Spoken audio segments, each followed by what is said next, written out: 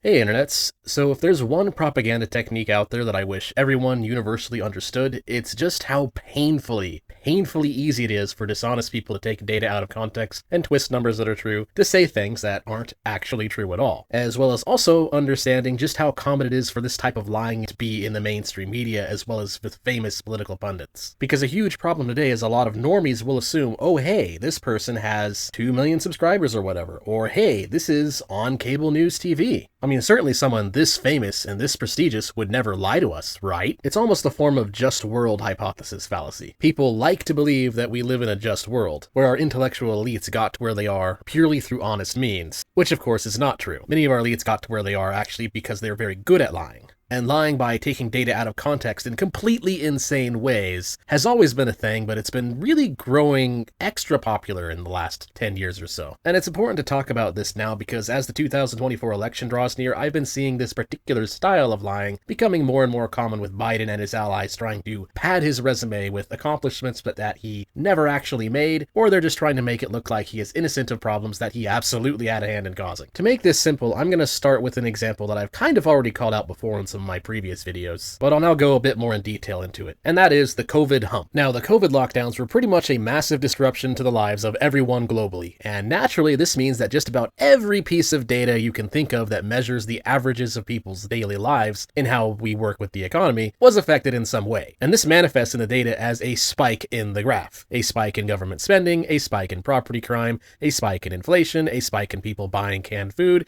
a spike in people contemplating existential dread. You get the idea. And so what we're currently seeing in the media is that dishonest pundits who are allies of Biden, they're going to take this data out of context of the COHumph. They will say these ridiculous things like Biden reduced inflation more than any president in modern history, or that Biden reduced the unemployment rate more than anyone in the last few decades or so, or that Biden reduced the crime rate more, or Biden reduced that more, etc., etc., etc. None of these statements are true, of course, when you take into account the context of the COHumph. Regardless of whether it was Biden or Trump in charge at the time, this spike in the data from the lockdowns ending would have occurred, even if the White House just flat out didn't exist. Giving Biden credit for these things is like giving Biden credit for the Earth rotating. It's very stupid, but really more so just extremely dishonest. And you can tell that the people saying these things know that they're lying, because of course when they talk about them, they again try to take it out of the context of COVID. Either they won't tell you the date range that they're talking about, and they'll just generally say that Biden reduced insert problem here more than any other president. Or if the propagandist thinks you're really stupid, they'll tell you the date range, and they'll just blatantly have it starting at around 2020, and hoping that nobody notices. But of course the point I'm making here is that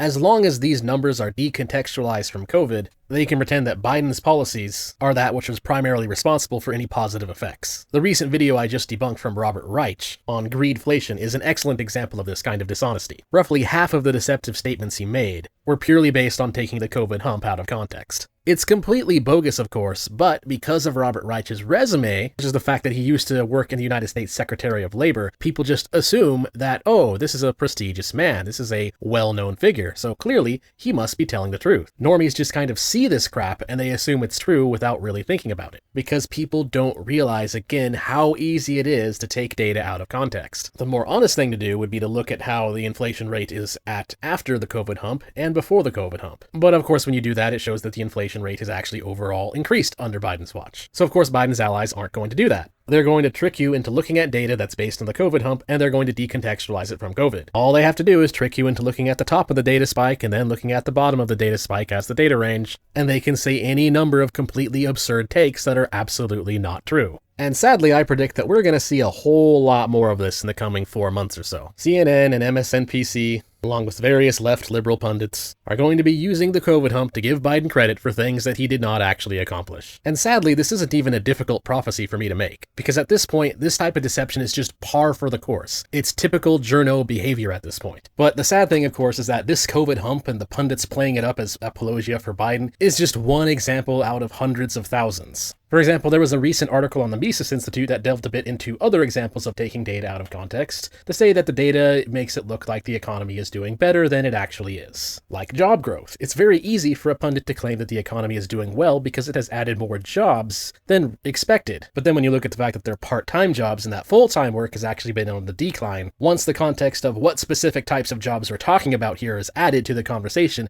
then it shows that they're just, again, lying by use of data. And then you might ask, well, what does this have to do in common with taking the COHumph out of context and job growth out of context? Well, the answer is generalization. At the heartbeat of taking data out of context to push some kind of lie is generalizing the data and then using that generalization to trick people into thinking something other than what is true. This is because nobody expects generalizations to be complete, and so people just kind of assume that what they're hearing is correct. Which means that Journos can create a generalization that carefully omits key details, which allows them to design a deception that most people will not notice. And then because the number is technically true, if they're ever called out, they can just play dumb if they're caught out on their lies. For instance, going back to Robert Reich's recent video on inflation being caused by greed. Another one of his lies was to compare PPI to CPI. He basically tried to say that the cost to consumers is rising faster than the cost to produce goods and services. Therefore, part of the inflated cost to consumers is actually a result of greed and not inflation. And of course, this deception is played by only giving a general idea of what PPI and CPI are. Those datasets do not actually measure the same sectors of the economy. For instance, CPI takes imports into account while PPI does not. And when you understand that, then you realize that, well, duh, of course there's almost always going to be some kind of discrepancy between PPI and CPI, except for a few random points in the data. And that's when you realize that it is a totally bogus and totally insane comparison to make. But of course, it does not matter, because Robert Reich knows that most of the people that he is talking to probably don't know that. Your average random Joe who just goes about his day doing whatever isn't going to just randomly know what the difference is between PPI and CPI. And that's what these propagandists are taking advantage of. It's very, very, very easy to generalize data in a way that the average person will not be able to immediately refute. And so to avoid being bamboozled by this, the trick is to be very skeptical of any time you hear a general idea of data when that data is being used to push some kind of political narrative. Because as it turns out, Journos be lying.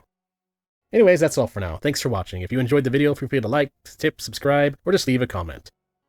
Till next time.